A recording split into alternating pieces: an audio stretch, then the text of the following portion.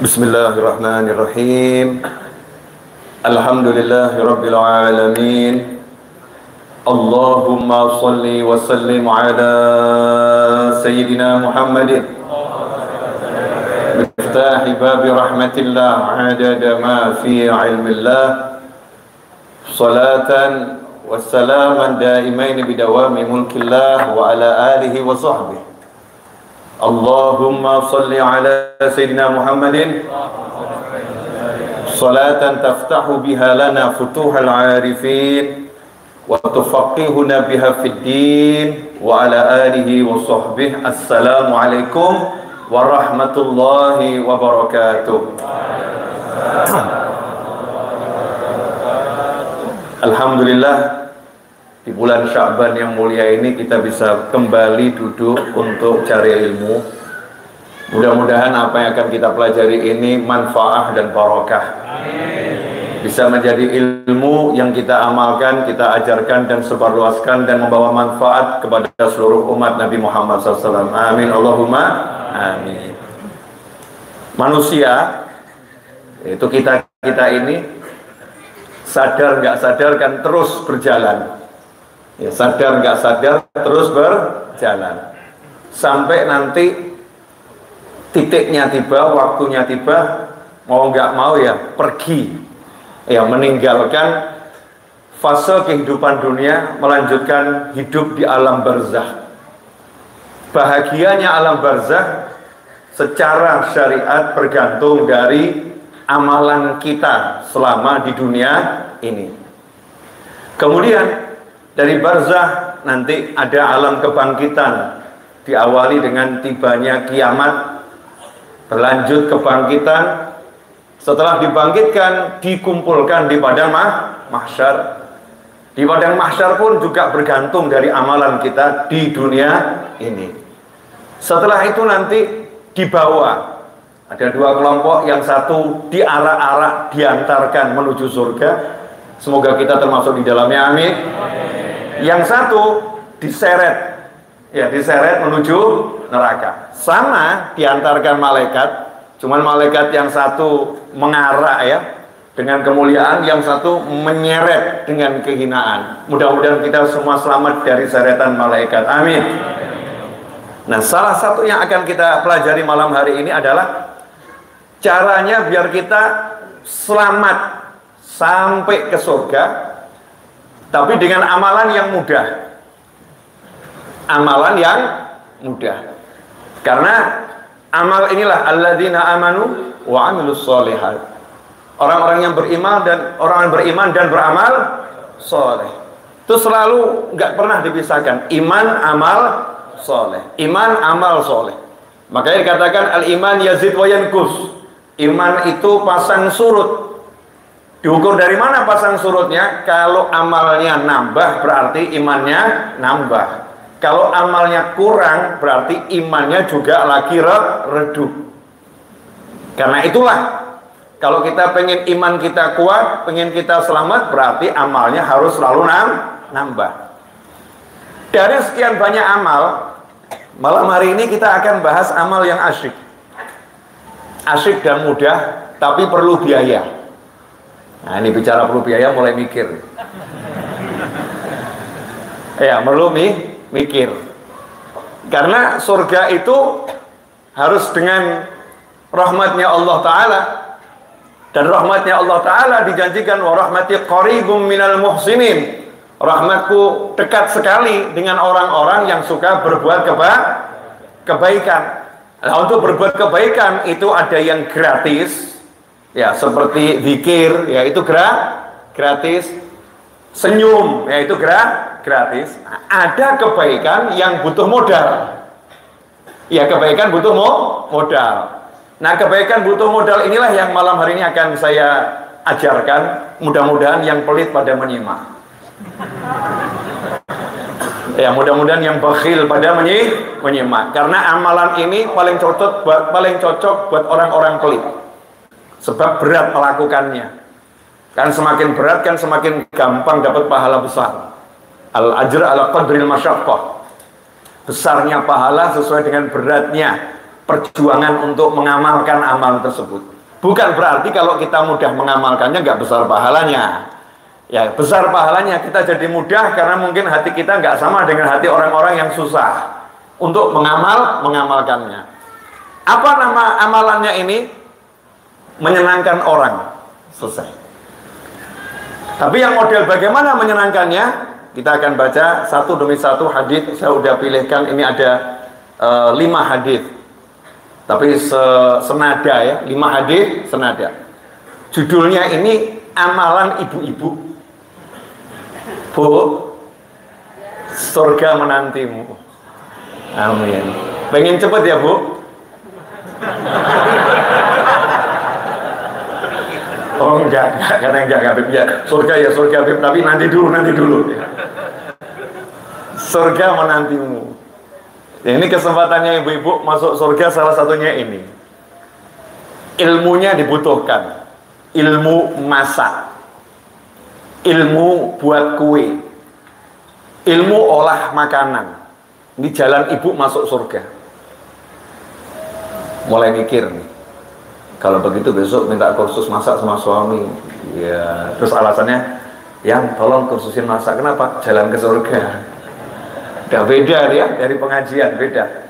Dalam sebuah hadis yang sahih, Rasulullah Shallallahu Alaihi Wasallam bersabda, saya akan bacakan sabda Rasul SAW dari Sayyidina Abu Hurairah radhiyallahu taala anhu, qultu ya Rasulullah, inni idza ra'aituka tabat nafsi wa qarrat aini. Ambi'ni an kulli syai'. Dari sahabat yang bernama Abu Hurairah radhiyallahu anhu, beliau berkata kepada Nabi Muhammad SAW, duhai utusan Allah, duhai Rasulullah, duhai baginda Muhammad SAW, sesungguhnya aku kalau melihat wajahmu, jiwaku merasakan kenikmatan yang tiada tara. Jiwaku merasakan kenikmatan yang tiada tara. Wa qarrat aini, dan pandanganku menjadi sejuk. Mana nggak enak ya lihat Nabi Muhammad SAW. Baru lihat suami yang menyenangkan saja adem tuh hatinya istri ya. Lihat istri yang solihah, dingin tuh hatinya suami. Bayangkan lihat Nabi Muhammad SAW. Nah, tapi ya ada juga loh, orang tuh lihat suami yang soleh hatinya panas, ada juga ya. Karena istrinya nggak solihah. Na'udzubillah min dzalik. Ada pula suami lihat istrinya yang solehah hatinya panas karena suaminya belum soleh. Ini kalau sahabatnya Nabi Muhammad SAW, kesenangannya, kebahagiaannya adalah melihat wajah Nabi Muhammad SAW. Dan ini adalah salah satu bentuk pujiannya sahabat kepada Rasulullah SAW. Kan langsung nanya bisa ya, Anbi ini tolong jelaskan kepadaku segala sesuatu wahai Nabi Muhammad SAW. Tapi ternyata Abu Hurairah nggak langsung nanya, muji dulu. Lihat wajahmu itu yang paling buat aku senang ya Rasulullah. Ini pujian atau bukan pujian? Pujian.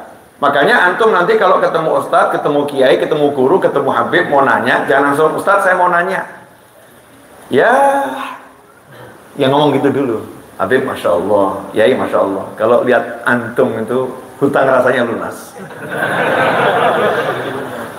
Itu kan menimbulkan yang mau ditanya udah senang dulu, ya udah senang dulu. Ini bisa dipakai ketika kita mau bicara dengan siapapun dan kita butuh sesuatu. Kalau kita bicara dengan siapapun dan kita butuh sesuatu darinya, jangan langsung to the point. Ya mau ngomong basa-basi ya bukan basa-basi, sungguh-sungguh gitu loh ya. Sungguh-sungguh. Misalnya kalau suami mau minta tolong sama istri, ya biar dipijitin. Ya jangan ngomong perintah, pijitin. Ya pemanis kata dulu. Saya itu udah coba dipijit siapapun, nggak ada yang seperti kamu. Masya Allah, itu senyum-senyum kecut itu. Senyum-senyum kecut. Udah paham maksudnya ya? Udah paham maksudnya. Ya apalagi gitu ya. Kalau mau pengen dipijit ngomong aja langsung, gak usah basa-basi. Kata istri gitu ya. Tapi begitulah kita diajarkan oleh sahabat, diajarkan Nabi Muhammad SAW. Ya kita jangan langsung to the point. Ada seni berkata-kata. Nah itulah yang namanya kehidupan. Namanya kehidupan. Kalau lihat parasmu, wahai Nabi Muhammad SAW, adem nih hati saya, enak jiwa saya, pandangan saya teduh rasanya melihat dirimu, wahai baginda Muhammad Sallallahu Alaihi Wasallam. Anbi'ni, nah baru ngomong, tolong ya Rasulullah, jelaskan kepadaku segala sesuatu. Mujinya nggak banyak ya, tapi dari hati, tapi permintaannya besar. Jelaskan kepadaku segala sesuatu. Disitulah baginda Muhammad Sallallahu Alaihi Wasallam bersabda, kullu syai'in khuliqa minal ma'. Yang pertama disampaikan, wahai Abu Hurairah, segala sesuatu diciptakan dari air. Ini bicara ilmu pengetahuan Nabi Muhammad SAW. Oh, Rasul kok tahu ya, segala sesuatu diciptakan dari air. Udah keliling jagat raya, udah ketemu yang maha mencipta. Rasul kita ini SAW luar biasa. Kitanya saja yang kadang ini nggak jelas. Punya Rasul yang luar biasa kok masih meragukan ajaran beliau, masih nggak pede sama ajaran beliau SAW, masih kurang yakin sama ajaran Nabi Muhammad SAW. Padahal semuanya dari Allah dan Rasulnya udah ketemu Allah dan udah keliling jagat raya, udah melihat semuanya. Kemudian beliau menceritakan segala sesuatu diciptakan dari air. Abu Hurairah kemudian berkata selanjutnya, akhbirni bi syai'in idza amiltuhu dakhaltul jannah. Pertanyaannya naik ini, lebih spesifik. Wahai Nabi Muhammad SAW, jelaskan kepadaku satu amalan, kalau aku amalkan, aku akan masuk surga karenanya. Enak ya? Ya seperti kita kalau ketemu orang, dah saya dikasih tipsnya nih, gimana caranya kalau saya jalankan nanti saya langsung jadi direktur. Dijelaskan begini, diamalkan. Ini bukan jadi direktur, bukan jadi orang kaya, masuk surga. Di atas semuanya, satu amalan kalau saya amalkan, saya langsung dijamin masuk surga. Apa jawaban Nabi Muhammad sallallahu alaihi wasallam? Qala at'imit ta'am wa afsis salam wa sallil arham wa salli bil lail wan nasu niyam tadkhulul jannah bisalam. Enaknya, amalnya gampang, mudah. At'imit ta'am, kasih makan orang, kasih makan. Ibu-ibu berarti tiap hari punya pintu ke surga ya Bu ya. Yang ngasih makan suami ibu atau pembantu? Yang ngasih makan suami sama anak-anak ibu atau pembantu? Oh berarti pembantunya masuk surga. Yang ngasih makan suami ibu atau pembantu? Bener Pak, emang istri yang ngasih makan? Istri atau ART? Ini kok nggak berani ngomong, kenapa? Jangan-jangan istrinya ada di sono gitu ya, ada di sono. At'imit ta'am, kasih makan tanpa syarat. Yang ahli ke masjid atau yang belum ahli, kalau butuh makan kasih. Kalau sampai nanti gak makan dia bisa mati, ya kasih makan.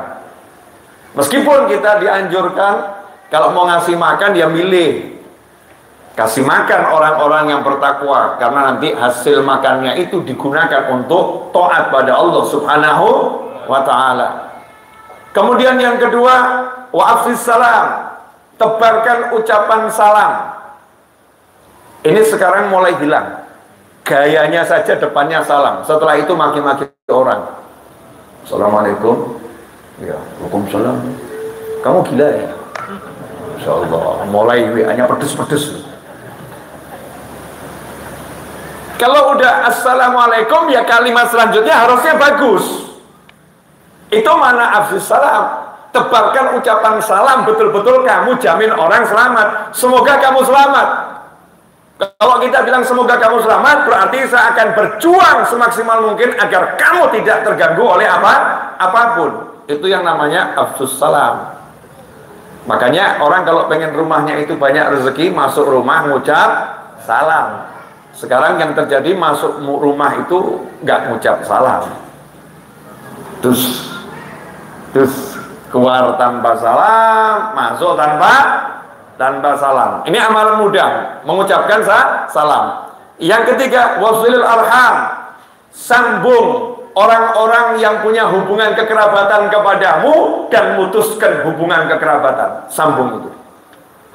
Atau yang udah gak pernah berkunjung, kunjungi paman, bibi, saudara sepupu, kakak, adik, ya, menantu, mertua.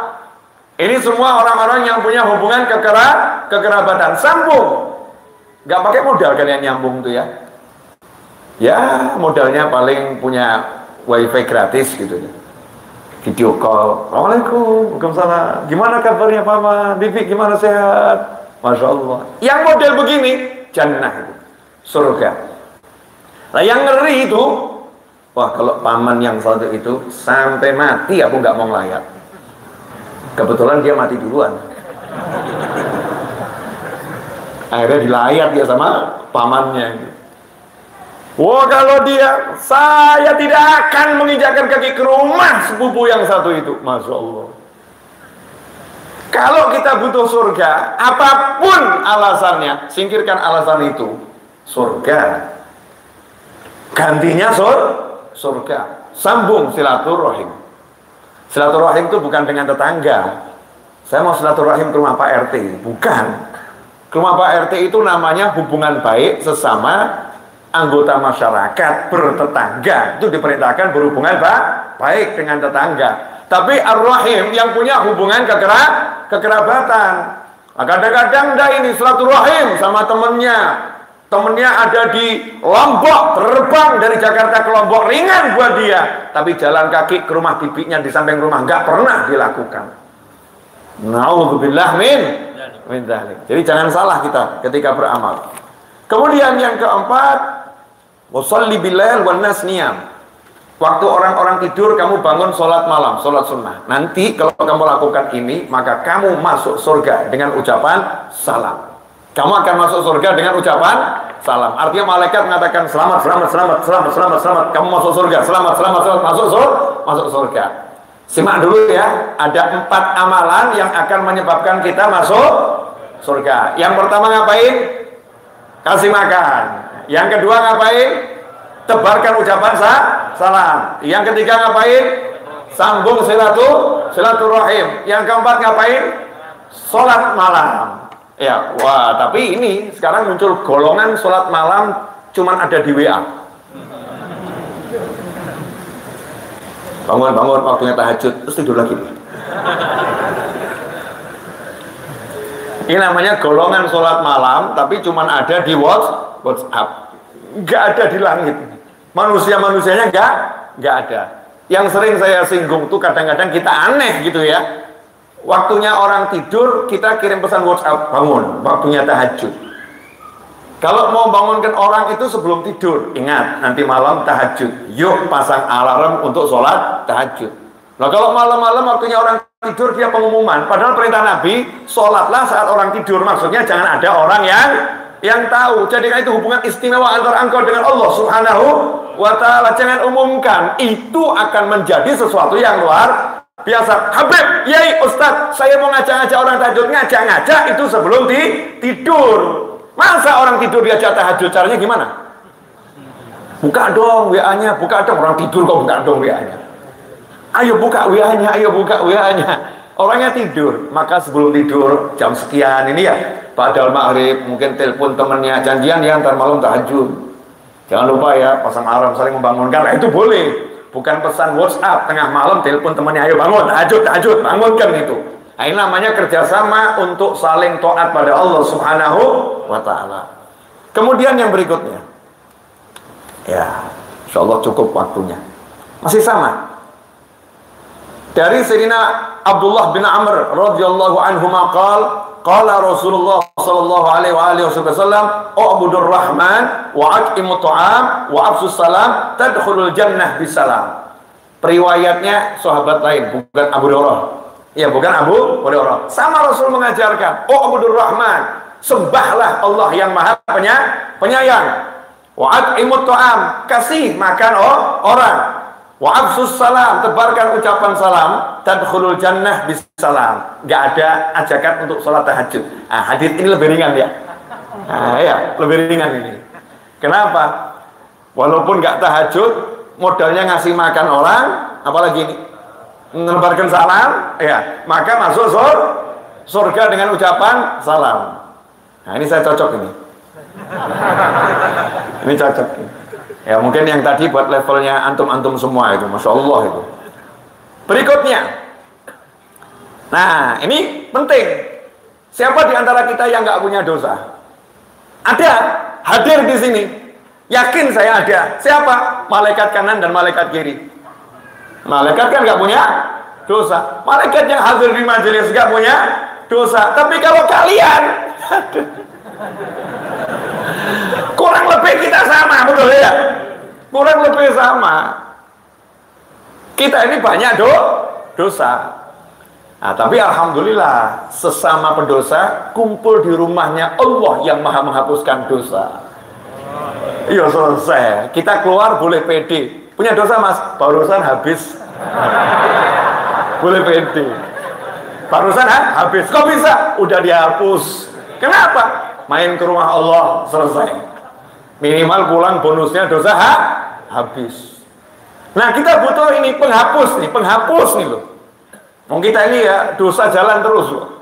Maka kita butuh jalan dosanya, penghapusnya juga jalan. Dihapus terus. Nah, gimana caranya mendapatkan penghapusan dosa? Nanya sama Nabi Muhammad SAW.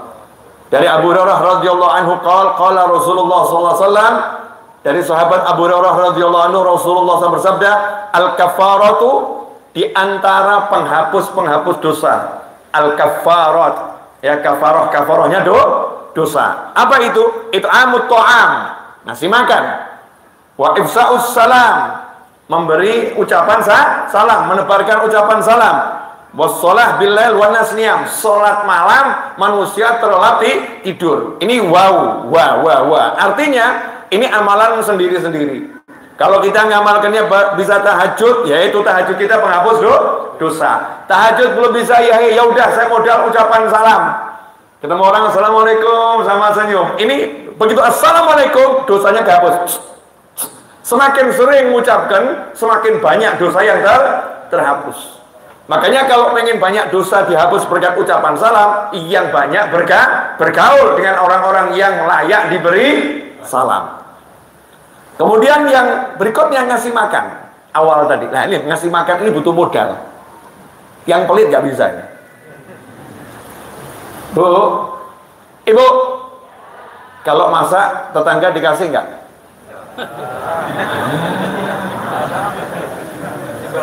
Jawabannya budget. Suami kalau masaknya banyak dikit bilang ini bukan mau pesta. Ini bukan mau pesta. Sementara Nabi SAW mengajarkan kalau masak itu kuahnya yang banyak, tetanggamu kasih. Ya, tetanggamu kasih. Makanya kalau kita lihat nanti ini baru kita baca hadisnya dulu. Nanti kalau sudah saya mau tunjukkan amalan ini diamalkan bagaimana oleh para ulama. Bagaimana para ulama mengamalkan amalan ini. Yang berikutnya masih ada 2. Rasul bersabda sallallahu innallaha azza wa jal ayudkhilu bi luqmatil khubus wa qabsatit tamar wa mithlihi mimma yanfa'ul miskin thalathatun al jannah. Kata Rasulullah SAW, sesungguhnya Allah azza wa jal, Allah yang maha agung, maha besar, sungguh dia Allah akan memasukkan 3 kelompok manusia ke dalam surga karena dia memberikan makan secuil, ya. Cuman luqmah itu sesuap gitu. Biasa kita kan sesuap nasi. Nah, kalau roti masa sesuap roti ya. Kalau roti ya secuil roti. Kemudian sebutir korma yang bisa diambil dengan 3 jari. 3 jari ini kan ngambilnya sebutir korma. Sebutir korma yang kecil. Atau yang sejenisnya. Ya, nasi, makanan lah yang sedikit. Ada 3 kelompok manusia yang gara-gara ngasih makan orang lah, intinya begitu. Dimasukkan Allah ke dalam surga. 3 kelompok manusia. Siapa itu? Al-amiru bih. Nah, ini yang nyuruh. Ya, suami. Ini modelnya suami enak. Suruh istri masakan itu ada tamu. Yang nyuruh siapa? Suami. Yang nyuruh siapa? Suami. Yang ngeluh siapa?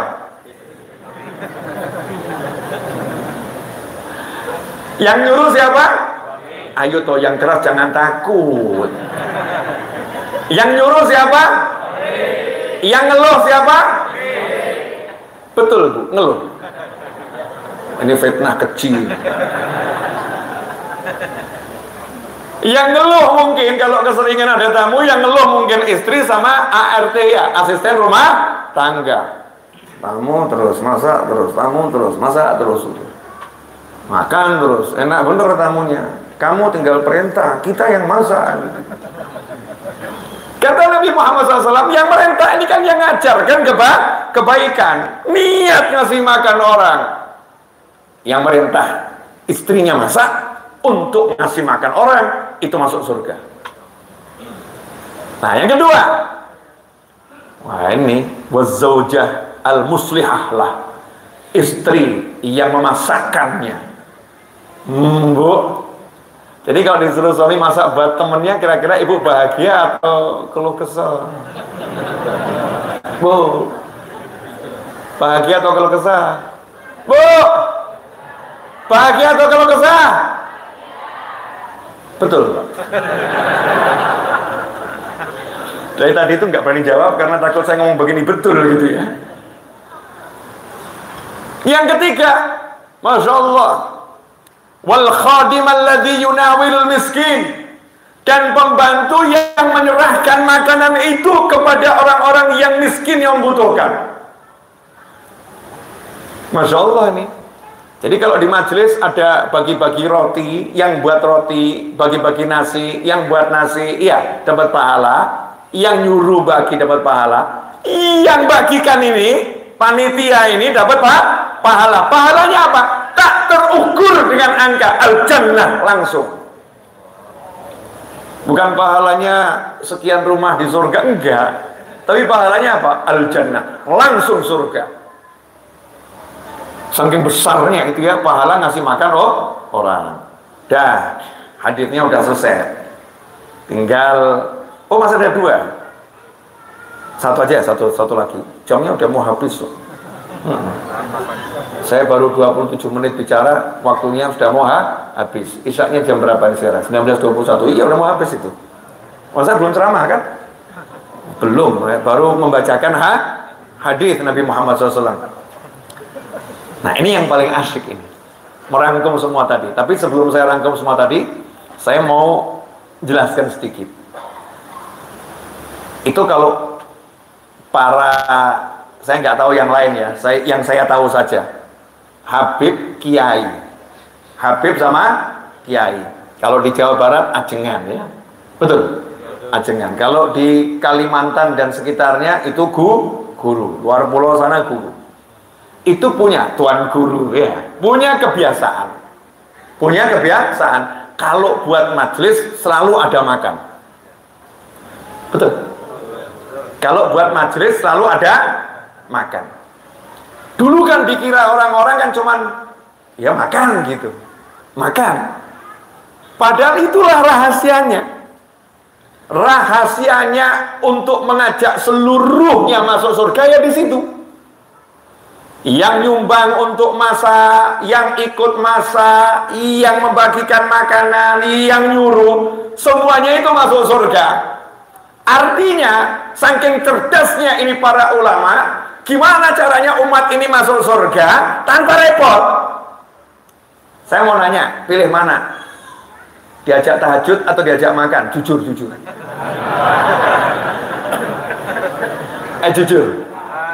Tahajud atau makan? Makan. Nah kalau kamu diajak makan, yang ngajak masuk surga, yang nyuruh masuk surga, yang masak masuk surga, masa yang makan gak masuk surga? Yang makan menyenangkan, yang nyuguhin juga masuk surga. Pernahkah kita berpikir ini amalan yang menyenangkan? Masya Allah. Makanya sampai ada satu ulama Hadramut, miskin, susah hidupnya, tapi setiap malam itu ngomong sama istrinya. Ini Masya Allah. Silahkan para suami dicontoh ya, dengan bentuk yang sesuai dengan zaman sekarang ya. Ini zaman dulu. Tolong setiap malam masakan untuk 2 orang. Untuk siapa? Untuk aku. Yang satu lagi buat siapa? Ya buat aku. Kamu mau makan 2 porsi?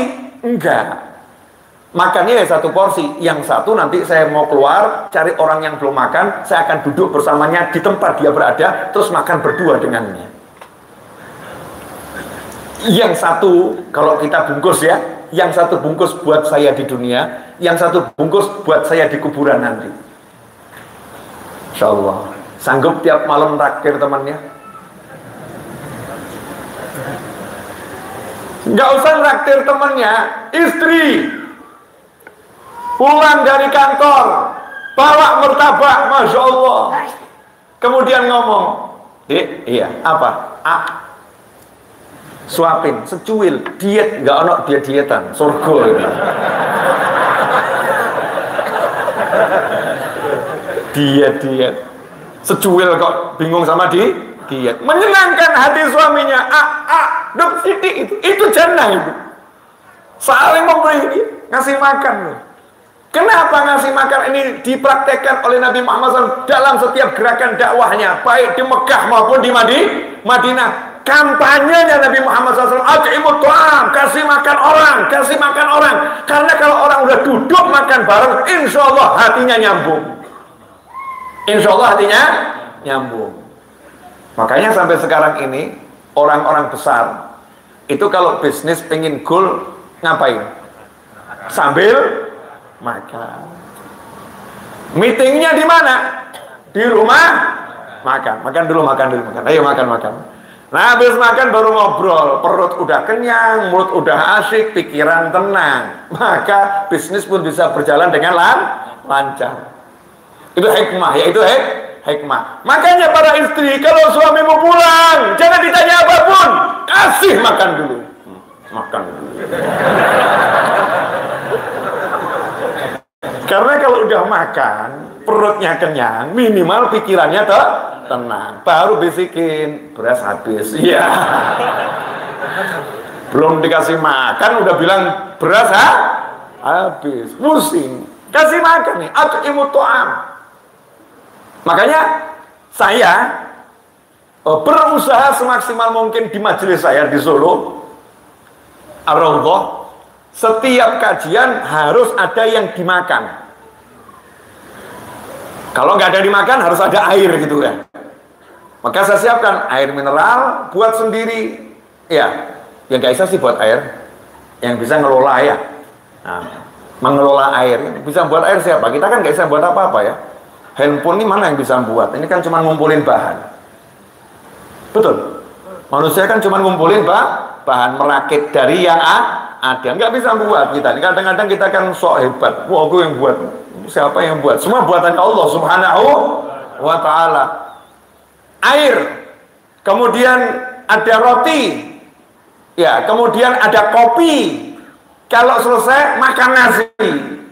Walaupun ini bertentangan dengan ahli diet Nusantara. Malam-malam jangan makan nasi gitu. Tapi ya kalau sedikit kan ya insya Allah barokah. Kalau sedikit-sedikit ya lama-lama jadi oke. Harus ada yang dimakan. Harus ada yang dimakan. Itu amalannya orang-orang soleh terdahulu dari zaman Nabi Muhammad SAW sampai hari ini. Dan ternyata memang ada sesuatu. Duduk bareng, makan bersama itu ya, rasanya nikmatnya luar biasa. Stres hilang. Kenapa itu di pos-pos ronda itu sekedar duduk di situ kok stres hilang ya? Nggak pakai zikir, nggak pakai wirid ya. Kenapa? Karena makan bareng. Pisang goreng, ya, pohon goreng, kacang ya dimakan bersama itu. Itu memang mendatangkan sesuatu di hati, rahmah. Ya muncul rahmat dari Allah Subhanahu wa ta'ala. Nah ini akhiran terakhir. Karena 6 menit lagi nggak nyampe itu adzan isya. Tadi kamu kira kan masih 20 menit habis gitu ya. Tadi ternyata sekarang tinggal 5 menit.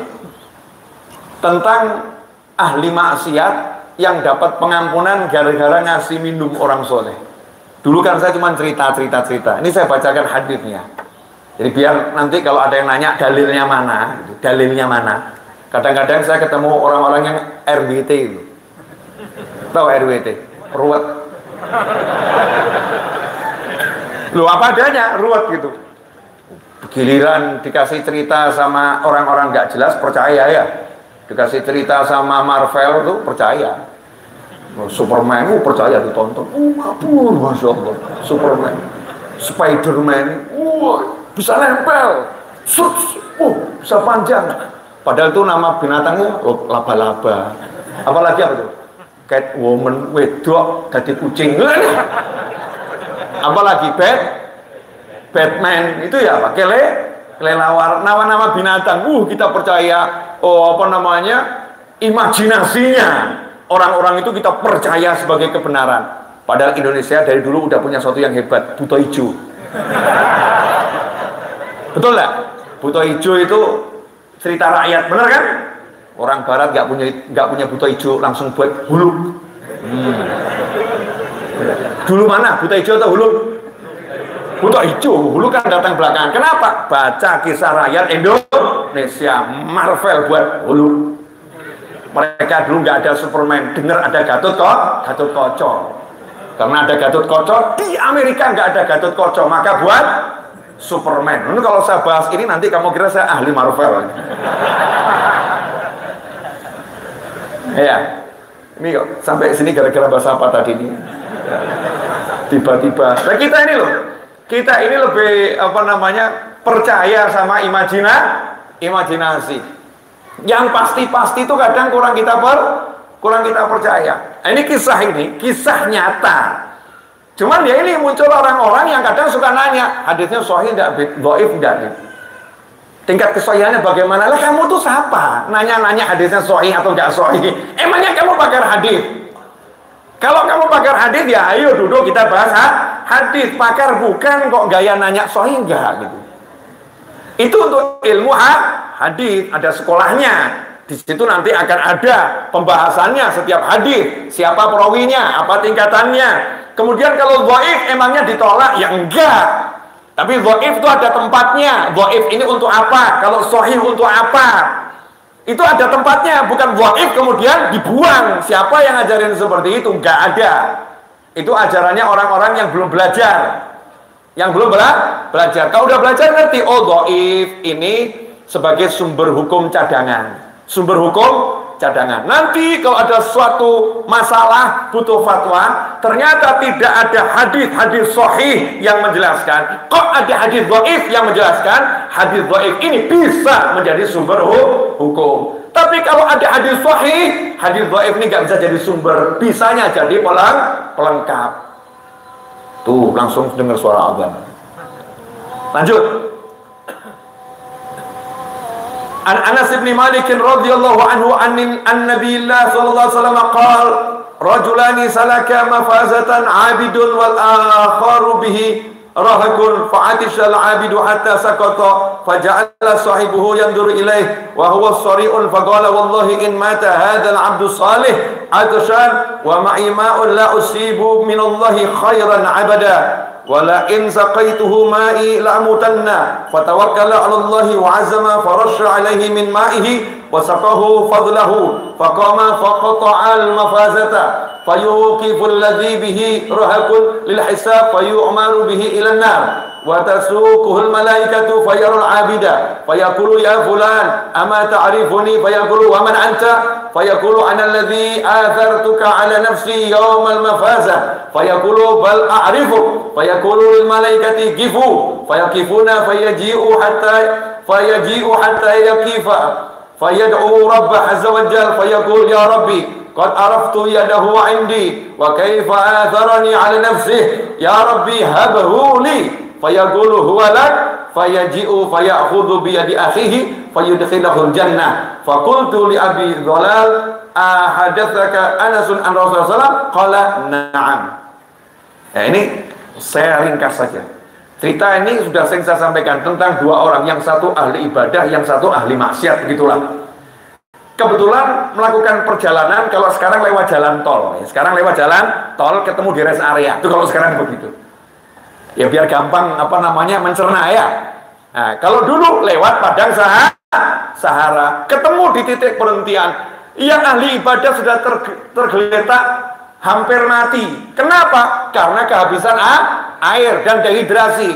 Sementara yang ahli maksiat punya air, tapi dia berkata dalam hati, ini kalau airnya saya berikan dia akan hidup, saya yang akan mati. Tapi kalau sampai dia nggak saya kasih air, dia mati, inilah kejahatanku yang paling besar. Gak mungkin aku akan dapat ampunan dari Allah Subhanahu wa Ta'ala karena membiarkan orang soleh mati kelaparan, kehausan.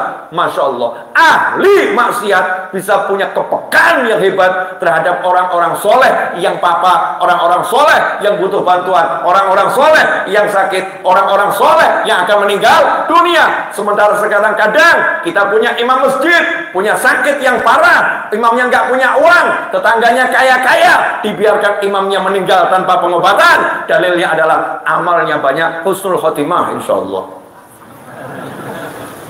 Ngeri. Ini lebih buruk dari ahli maksiat tuh kalau seperti itu ya. Ahli maksiat aja mikir jangan sampai ini meninggal dunia sementara aku bisa nolong. Maka dipercikkan air tadi sehingga siuman, setelah itu dikasih minum, airnya ditinggal. Nih kesatria ahli maksiatnya, enggak ada air, enggak jadi masalah. Dah kalau hidup ya hidup, kalau mati ya mati. Melanjutkan perjalanan dan airnya ditinggal untuk orang yang soleh.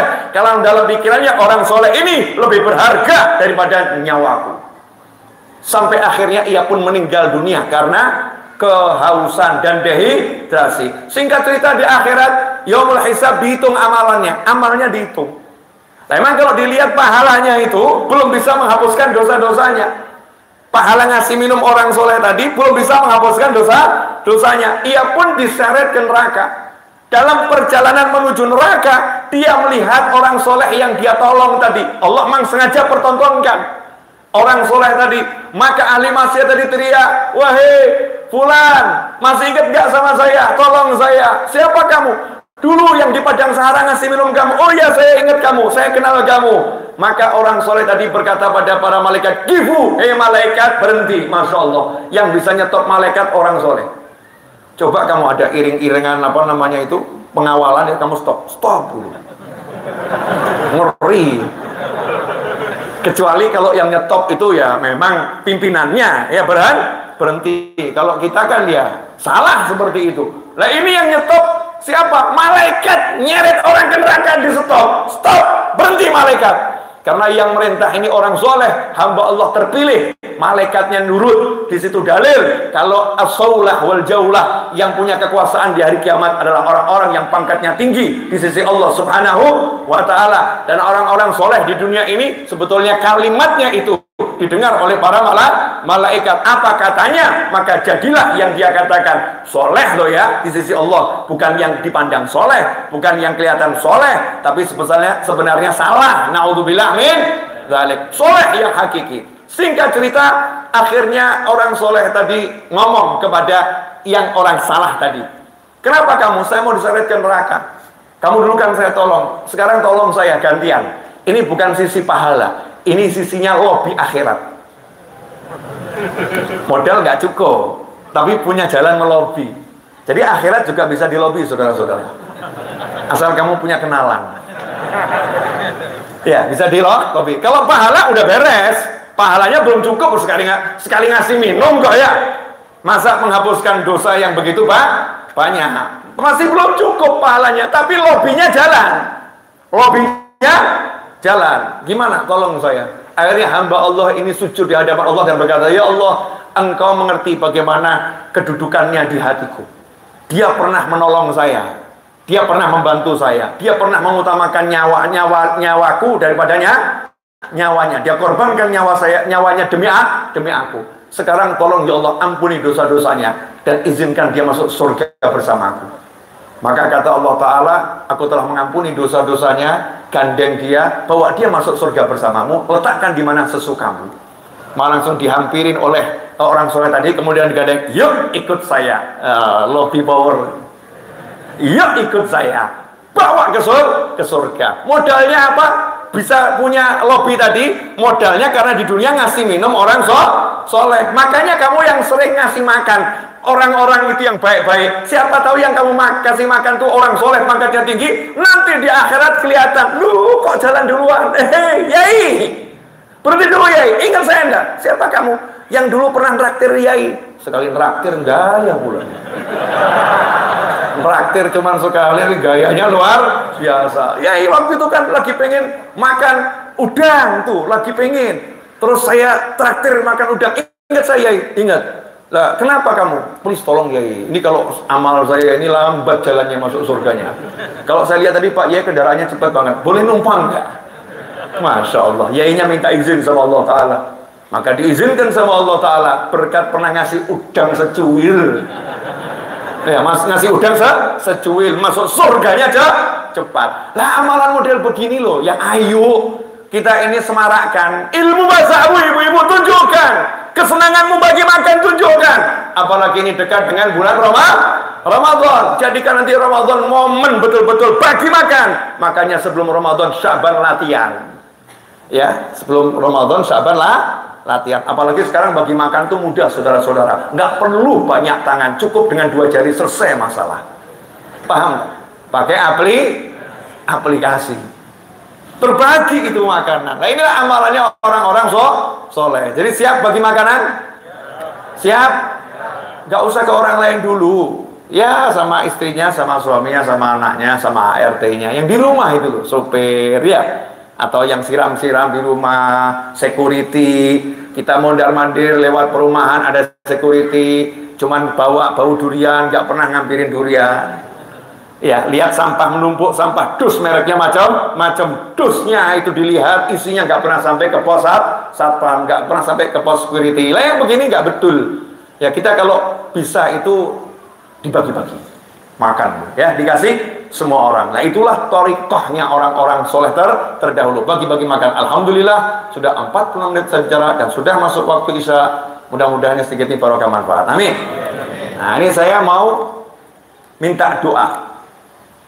Saya lagi buat buku, lagi buat covernya, dan covernya ini masih draft. Judulnya Solusi. Ya ini judul katanya belum ada yang buat ya. Judulnya Solusi. Punya masalah? Pengen solusi? Baca buku ini. Ya, punya masalah? Pengen solusi? Baca buku ini. Insya Allah buku ini baru mau saya tulis.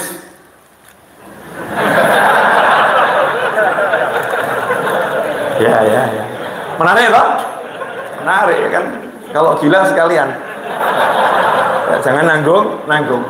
Solusi, jalan keluar setiap muslim atas berbagai persoalan hidupnya. Karena sekarang ini banyak orang pusing, banyak orang mumet, banyak orang udah gelap, nggak ngerti harus kemana. Padahal petunjuknya Allah dan baginda Muhammad SAW dan para aulia usalihin sangat banyak dan sangat jelas. Nah saya akan mencoba, ya insya Allah 10 hari dari hari ini. Ini sekarang tanggal berapa nih? Tanggal 9. Tanggal 9, berarti tanggal 19 Maret insya Allah selesai nulisnya. Layout ya ditambah 10 hari kurang lebih 29. Ya awal Ramadan insya Allah udah terbit. Insya Allah awal Ramadan sudah terbit. Dan saya pengen itu nanti kalau untuk Jawa Barat dan Indonesia selain di Solo, launchingnya nanti di MRBJ insya Allah. Ya insya Allah ya. Syukur-syukur sebelum Ramadan selesai. Jadi launchingnya menjelang masuk Ramadan. Bisa Anda bayangkan kira-kira nulisnya kapan? Wallahu a'lam. Yang penting pokoknya innamal a'malu binniyat. Jadi saya kasih begini ini untuk semangat diri saya sendiri. Yang penting covernya, draftnya jadi dulu. Oh. Ya, bagus nggak? Bagus. Mau baru mimpi kok ya. Yang penting kan berani bermimpi. Ini nanti membuktikan tersolusikan enggak ini. Mau nulis buku ini tersolusikan atau tidak. Jadi kalau sampai buku ini enggak terbit, maka jangan pernah lagi Habib Novel bicara tentang solusi, karena ia pun tak bisa mensolusikan bukunya sendiri. Waduh, salah ngomong ini. Jelas semuanya? Nah, nanti insya Allah kalau udah mau terbit saya share di mana-mana biar paham ya, paham. Jazakumullah khairan. Ibu-ibu, sekarang kalau masak semangat atau enggak semangat? Nah, lebih baik masak daripada gosip. Jangan gosip sambil masak. Jangan masak sambil gosip. Khusyuklah masak, jangan khusyuk gosip. Masak yang enak, belajar. Bapak-bapak suka nggak makan? Suka nggak makan? Ayo jujur, makan suka nggak? Jadi kalau istrinya masakan, suka makan atau tidak?